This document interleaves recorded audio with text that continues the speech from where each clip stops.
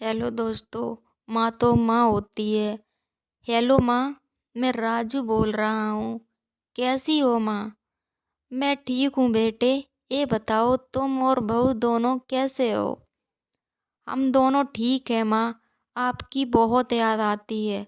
अच्छा सुनो माँ, मैं अगले महीने इंडिया आ रहा हूँ तुम्हें लेने। क्या? हाँ माँ, अब हम सब साथ ही रहेंगे। नीतू कह रही थी माँ जी को अमेरिका ले आओ, वहाँ अकेली बहुत परेशान हो रही होंगी। हेलो, सुन रही हो माँ? हाँ हाँ बेटे। बूढ़ी आंखों से खुशी की अश्रुधारा बह निकली। बेटे और बहू का प्यार नस नस में दौड़ने लगा। जीवन के 70 साल गुजर चुकी सावित्री ने जल्दी से अपने पल्लू से आंसू पोंछे और बेटे से बात करने लगी। पूरे 2 साल बाद बेटा घर आ रहा था। बूढ़ी सावित्री ने मोहल्ले भर में दौड़ दौड़ कर ये खबर सबको सुना दी। सभी खुश थे कि चलो बुढ़ापा चैन से बेटे और बहू के साथ गुजर जाएगा। राजू अकेला आया था। उसने कहा कि माँ, हमें जल्दी ही वापस जाना है, इसीलिए जो भी रुपया पैसा किसी से लेना है वो लेकर रख लो, और तब तक मैं किसी प्रॉपर्टी डीलर से मकान की बात कर लेता हूँ। मकान? माँ ने पूछा। हाँ माँ, अब ये मकान बेचना पड़ेगा, वरना कौन इसकी देखभाल करेगा।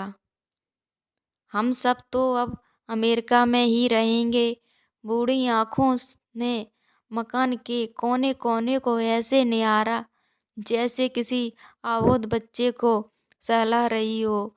अनन फनान और औने पौने दाम में राजू ने मकान बेच दिया। सावित्री देवी ने वो जरूरी सामान समेटा जिससे उनको बहुत ज़्यादा लगाव था।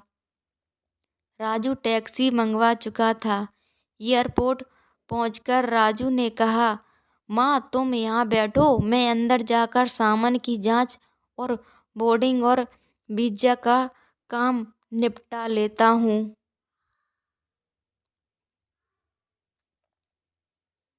ठीक है बेटे। सावित्री देवी वहीं पास की बेंच पर बैठ गई।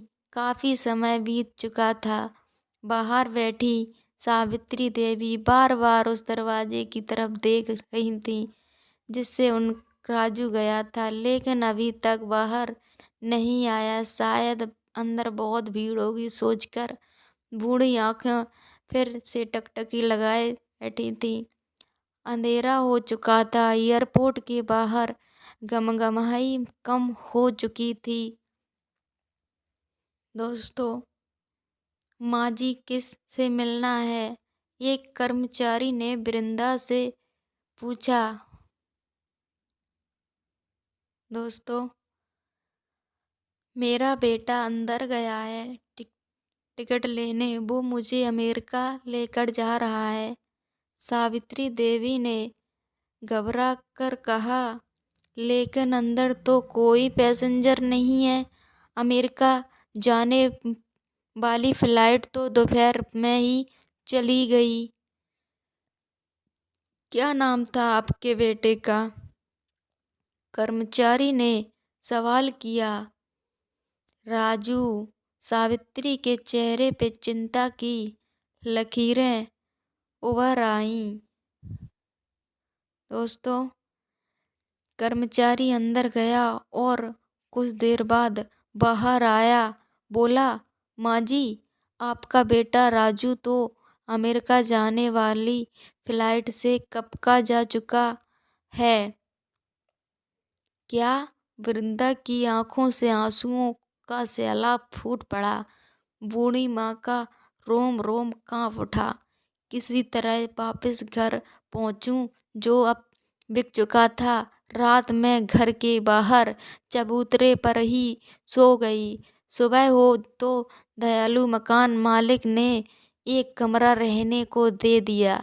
पति की पेंशन से घर का किराया और खाने का काम चलने लगा। समय गुजरने लगा। एक दिन मकान मालिक ने वृंदा से पूछा, माँ जी, क्यों नहीं आप अपने किसी रिश्तेदार के यहाँ चली जाओ? अब आपकी उम्र भी बहुत हो गई, अकेली कब तक रह पाओगी? हाँ, चली तो जाऊं, लेकिन कल को मेरा बेटा आया तो यहाँ फिर कौन उसका ख्याल रखेगा? आंखों से आंसू आने लगे। दोस्तों, अगर आपको ये मेरी कहानी अच्छी लगी हो तो लाइक कीजिए, कमेंट कीजिए और शेयर कीजिए।